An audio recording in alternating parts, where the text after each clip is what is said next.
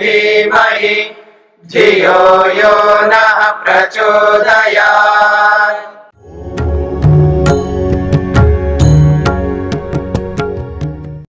समाधिपाद का पहला सूत्र, अथ योगानुशासनम। पहले सूत्र के इन 4 शब्दों में अथ शब्द की चर्चा हम कर रहे हैं। अथ शब्द का एक अर्थ आरंभ, किसी भी कार्य को करने से पहले अथ शब्द का प्रयोग करते हैं आरंभ करने के लिए। दूसरा अर्थ बताया था अनंतर, अनंतर पश्चात, बाद में। एक कार्य को करने के उपरांत दूसरे कार्य को जब करना होता है तब अथ शब्द का प्रयोग होता है। उदाहरण था भाषाम अधीत्य व्याकरणम अध्येतव्यम।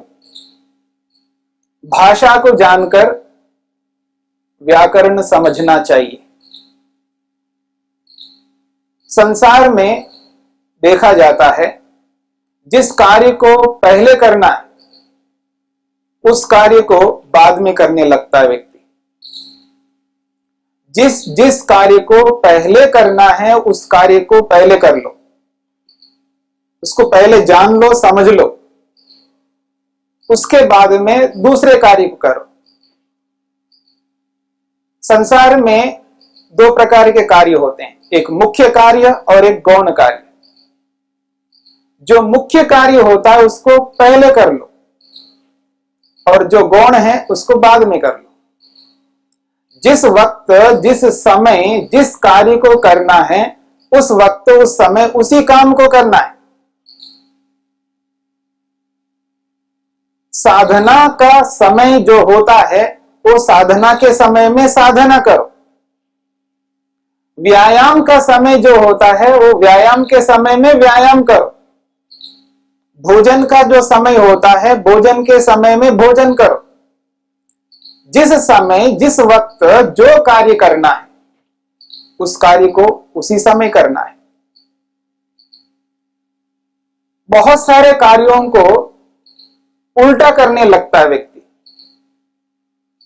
साधना के समय में व्यायाम करने लग जाए, व्यायाम के समय में साधना करने लग जाए, भोजन के समय में व्यापार करने लग जाए और व्यापार के समय में भोजन करने लग जाए। जब व्यक्ति उल्टा का कार्य करता है, विपरीत कार्य करता है, तो व्यक्ति के जीवन में उन्नति जिस रूप में होना चाहिए उस रूप में नहीं हो सकता। इसलिए अनंतर शब्द जो यहां पर आया है वो पश्चात अर्थ में आया है। यानी पहले जिस कार्य को करना उसको पूरा कर लो, उसके बाद में ये कार्य करो। भाषाम अधीत्य व्याकरणम अध्येतव्यम। भाषा को पहले जानो, उसके बाद व्याकरण को जानो। व्यक्ति उल्टा करने लग जाता है, पहले व्याकरण को जानना चाहता है, व्याकरण को पढ़ना चाहता है, व्याकरण पढ़ने लगता है, भाषा तो आती नहीं।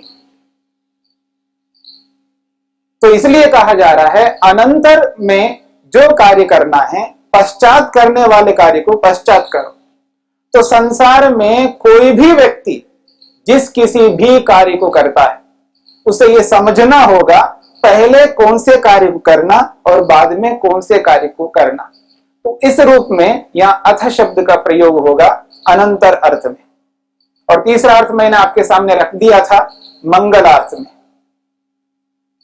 जिस कार्य को मैं करना चाह रहा हूं उससे मेरा मंगल होगा नहीं होगा, उससे मेरा कल्याण होगा नहीं होगा, उससे मेरी उन्नति होगी नहीं होगी, उससे मेरा शुभ होगा नहीं होगा, उससे मेरा भद्र होना चाहिए। जो जो भद्र होगा वो मेरे को प्राप्त होना चाहिए। मैं जिस कार्य को करना चाह रहा हूं उससे मेरा भद्र हो, कल्याण हो, उसके लिए यहां अथ शब्द का प्रयोग होगा मंगल के अर्थ में, कल्याण के अर्थ में। तो 3 अर्थ आपके सामने मैंने रखा। और अथ शब्द का चौथा अर्थ मैं आपके सामने रख रहा हूं, प्रश्न के अर्थ में आता है। जहां कहीं भी प्रश्न करना हो वहां अथ शब्द का प्रयोग होगा। जिस किसी से भी आप प्रश्न करता हो वहां पर अथ शब्द का प्रयोग करो। अच्छा खादती न वा, अथ गच्छति न वा, अथ वदति न वा, अथ वक्तुम समर्थो न वा। जहां भी आपको प्रश्न करना हो वहां पर अथ शब्द का प्रयोग आता है। तो अथ शब्द का प्रयोग प्रश्न के करने के लिए आता है। तो वहां अथ शब्द का अर्थ है प्रश्नवाचक, और प्रश्न को करने के लिए अथ शब्द का प्रयोग किया है। तो संसार में प्रत्येक व्यक्ति प्रश्न करता है। संसार में कोई ऐसा व्यक्ति नहीं है जो प्रश्न ही ना करता। और यह भी याद रखना इसके साथ में, प्रश्न जो भी करता है वो उत्तर भी देता है। यानी आप ये भी समझ सकते हैं जो जो प्रश्न करता है वो उत्तर भी देता है। तो प्रश्न करने के लिए अथ शब्द का प्रयोग होगा। ये चौथा अर्थ है। पांचवा अर्थ अथ शब्द का संपूर्ण अर्थ को बताने के लिए होता है। संपूर्णता को सर्वांगीण दृष्टिकोण से संपूर्ण बनाने के लिए उस अथ शब्द का प्रयोग होगा। अथ वेदार्थम ब्रवीमि, अथ वेदार्थम ब्रवीमि, मैं वेदार्थ को बताता हूं, वेद का संपूर्ण अर्थ को बताऊंगा, कुछ भी नहीं छोड़ूंगा। वेद का जो अर्थ है, वेद क्या कहना चाहता है, क्या बताना चाहता है वेद, तो वेद के संपूर्ण अर्थ को बताना चाहता हूं मैं। और लोक में अक्सर हम देखते हैं कोई भी ऐसा प्रसंग आता है, कोई भी ऐसी घटना घटती है, वहां पर अच्छा जी आप मेरे को शुरू से बताओ, पूरा बताओ, पूरा बताओ मेरे को हुआ क्या है। कोई घटना घट गई, अब उस घटना को कोई सुनाना चाहता है, तो जी ऐसा था, उसने ये कहा है, नहीं पूरा बताओ मेरे को, पूरा बताओ। तो पूरा बताना है उसको। तो जहां पूरा बताना हो, पूरा करना हो, किसी भी कार्य को संपूर्ण रूप से सर्वांगीण दृष्टिकोण से उसको पूर्ण बनाना हो, परिपूर्ण बनाना हो, वहां अथ शब्द का प्रयोग है। अच्छा घटनाम ब्रवीमि, मैं पूरी घटना को बताऊंगा, पूरी बताऊंगा, अधूरी नहीं बताऊंगा, अधूरी घटना को नहीं प्रस्तुत करूंगा, पूरी घटना को बताऊंगा क्या हुआ है। बोला जाता है ना ए टू जेड बता दो मेरे, अ वर्ण से लेकर के अंतिम ह वर्ण तक पूरा बता दो मेरे। स्वरों से लेकर के व्यंजनों तक बता दो, कुछ भी नहीं बचाना है। परिपूर्णता को बताने के लिए अथ शब्द का प्रयोग होता है। एक और अर्थ अथ शब्द का अधिकार। अथ शब्द अधिकार के लिए आता है, और अधिकार को सभी जानते हैं। ये मेरा अधिकार में नहीं है, ये मेरे अधिकार में नहीं है, और ये मेरे अधिकार में है। जिसका जो अधिकार होता है उस कार्य को वही व्यक्ति करता है, दूसरा नहीं करता है। और जो अधिकार को जानता है, समझता है, वो अपने अधिकार का पूर्ण रूप से प्रयोग करता है, और अपने अधिकार में जो कुछ भी आता है उसको अच्छी तरह उसको समझता है, जानता है, उसको पकड़ता है। यदि कोई व्यक्ति आश्रम में रहता है तो आश्रम का जो भी स्थान है, आश्रम का जो भी परिवेश है, उस पूरे परिवेश में उसका अधिकार है, क्योंकि उसके क्षेत्र में आता है। यहां अधिकार का मतलब आप ये समझ लीजिए क्षेत्र, ये मेरा क्षेत्र है, ये मेरा परिसर है। मैं अपने परिसर में जो भी करूंगा अपनी इच्छा से करूंगा, क्यों? मेरे अधिकार में है, मेरे क्षेत्र में। मैं अपने परिसर से हट करके अन्य परिसर में जाकर के कुछ नहीं करूंगा, अपने ही परिसर में रह करके मैं अपना कार्य करूंगा, ये मेरा क्षेत्र है। तो अधिकार अर्थ में भी अथ शब्द का प्रयोग होता है। अब ये जो 6 अर्थ मैंने आपके सामने रखा है, मंगल अर्थ में, आरंभ अर्थ में, अनंतर अर्थ में, प्रश्न अर्थ में, संपूर्ण अर्थ में और अधिकार अर्थ में, इन 6 अर्थों में अथ शब्द का प्रयोग आप कर सकते हैं, हम कर सकते हैं, सभी लोग कर सकते हैं। जो भी संस्कृत भाषा को जानता हो वो इस अथ शब्द का प्रयोग इन अर्थों में कर सकता है। ऋषियों ने भी किया है, ऋषियों ने भी, महापुरुषों ने, विद्वानों ने इस अथ शब्द का प्रयोग किया है। तो जिन ऋषियों ने अथ शब्द का प्रयोग किया है उन ऋषियों में एक ऋषि है महर्षि पतंजलि, जो योग के प्रणेता है। उन्होंने भी यहां पर अथ शब्द का प्रयोग किया है, अथ योगानुशासन। अब यहां पर ऋषि ने जिस अथ शब्द का प्रयोग किया है वो किस अर्थ में प्रयोग किया है, वो क्या कहना चाहते हैं इस अथ शब्द से? मंगल अर्थ को कहना चाहते हैं, अनंतर अर्थ को कहना चाहते हैं, आरंभ अर्थ को कहना चाहते हैं, या प्रश्न अर्थ को कहना चाहते हैं, या संपूर्ण अर्थ को कहना चाहते हैं, या अधिकार अर्थ को कहना चाहते हैं? किस अर्थ को कहना चाहते हैं? तो यहां पर इस सूत्र का भाष्य महर्षि वेदव्यास करते हैं। इस अथ योगानुशासनम सूत्र का जो भाष्य है, इसकी जो व्याख्या है, वेदव्यास करते हैं। आप क्या कहना चाहते हैं, आपका अभिप्राय क्या है? क्या आपका अभिप्राय ये तो नहीं है? तो मैं आपके अभिप्राय को समझना चाहता हूं, और वक्ता के अभिप्राय के अनुसार अगर अर्थ हम लेते हैं तब तो उचित होगा। मैं कुछ कह रहा हूं और आप कुछ अर्थ ले लो तो उल्टा हो जाएगा, अनर्थ हो जाएगा।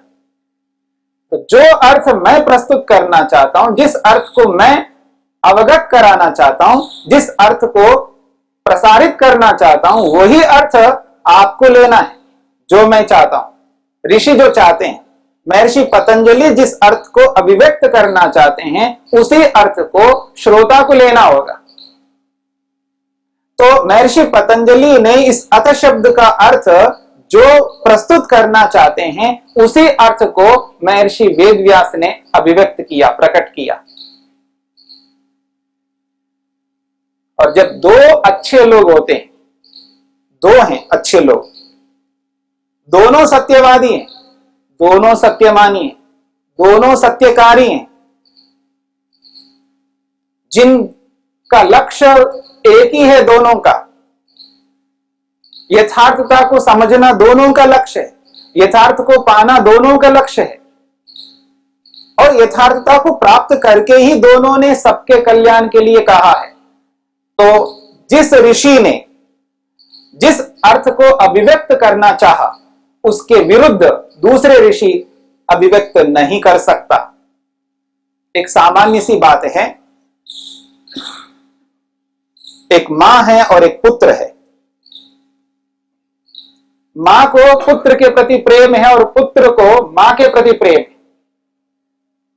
दोनों एक दूसरे को जानते हैं, समझते हैं, और जो मां कह रही है, जो मां अभिव्यक्त कर रही है, वही अर्थ पुत्र लेगा, उसके विपरीत नहीं ले सकता।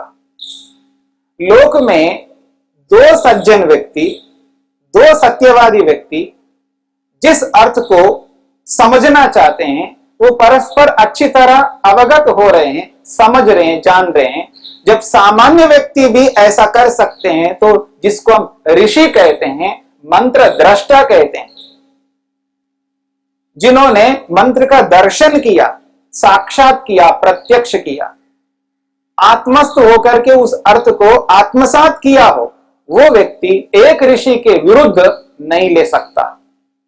तो इसलिए यहां पर अथ शब्द का अर्थ जो प्रस्तुत करना चाहते हैं महर्षि पतंजलि, उसी अर्थ को महर्षि वेदव्यास ने अभिव्यक्त किया, प्रकट किया, व्याख्या करके बताया।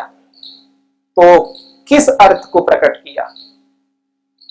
तो यहां पर महर्षि वेदव्यास स्पष्ट रूप से प्रकट कर रहे हैं अथ शब्द का अर्थ अधिकार।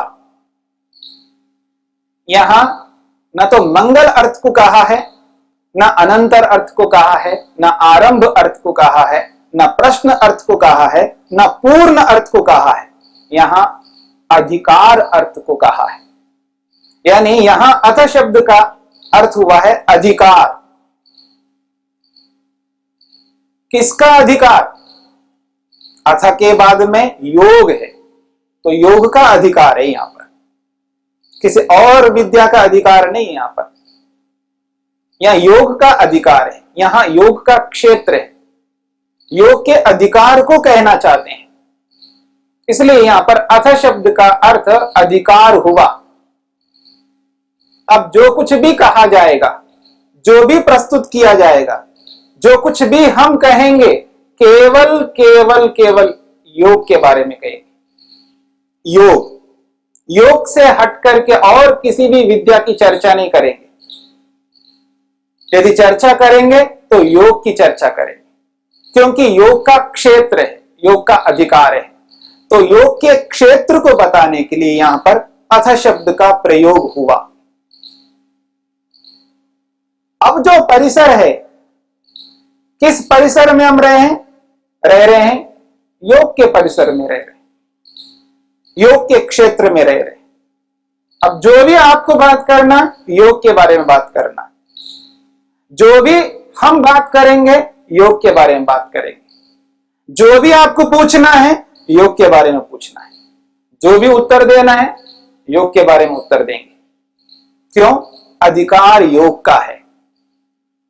इस अधिकार से हट करके अन्य अधिकार में प्रवेश नहीं करना है, केवल योग में ही रहना है, योग में ही बोलना है, योग में ही सुनना है, योग को ही आत्मसात करना है, क्योंकि हम योग के लिए उपस्थित हुए हैं, योग का ही अधिकार चल रहा है।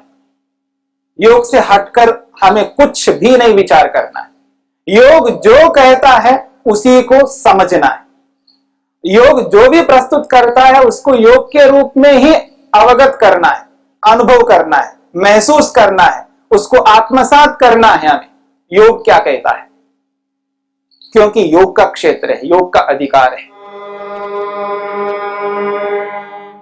द्यो शान्तिरन्तरिक्षं शान्तिः पृथिवी शान्तिरापः शान्तिरोषधयः शान्तिः वनस्पतयः शान्तिर्विश्वे देवाः शान्तिर्ब्रह्म शान्तिः सर्वं शान्ति शान्तिरेव शान्ति क्षमा शान्तिरेधि। ॐ शान्ति शान्ति शान्तिः।